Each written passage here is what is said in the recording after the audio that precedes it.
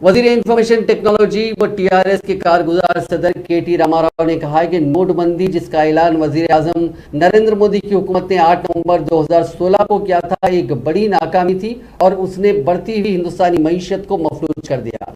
उन्होंने कहा कि नोटबंदी ने मईशत को अफरा तफरी में डाल दिया। लगातार 8 क्वार्टर्स तक सुस्तरावी बनी रही। इसके बाद 2020 में लॉकडाउन हुआ और उसने हमारे मुल्क की मुतहरिक मईशत को शदीद धचका पहुंचाया।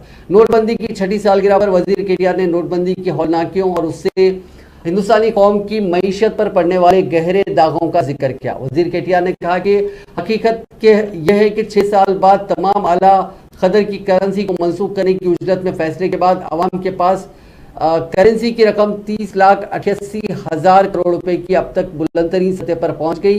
ये इस बात का सबूत है कि किस कदर बुरे तरीके से नोटबंदी की गई थी और ये नाकाम हो गई।